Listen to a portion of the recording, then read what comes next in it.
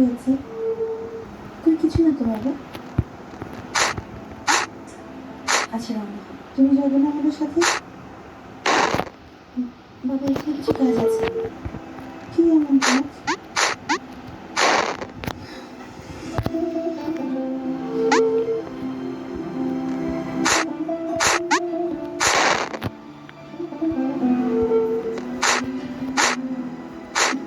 তুমি চলে যাও, শোনো, বাবা অপেক্ষা করছে।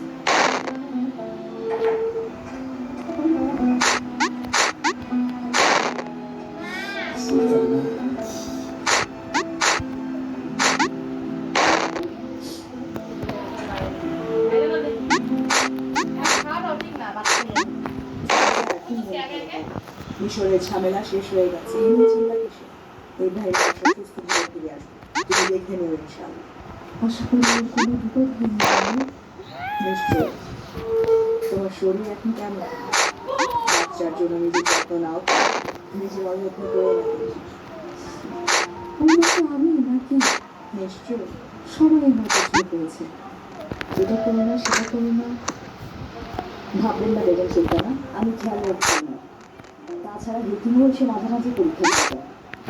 খুব ভালো দিক। আমি জানি তুমি হিফিজাকে পছন্দ করো, কিন্তু আমি চেয়েছিলাম ইব্রাহিম বাসা না ফেরা পর্যন্ত ওর ওখানেই থাকে। আমার মেয়েটা আমার চোখের সামনেই থাকে। পাশাকে বলেছে আমার মা যে আমার পাশার থেকে বেশি দূরে থাকবো না, আমি আসা যাওয়ার মধ্যেই থাকবো।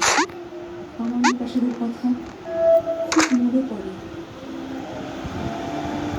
মহামান্য সুলতান সুলাইমান খান।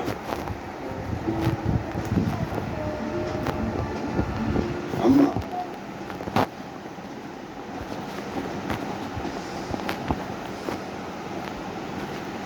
হাফিজা, আমার চোখের মনি।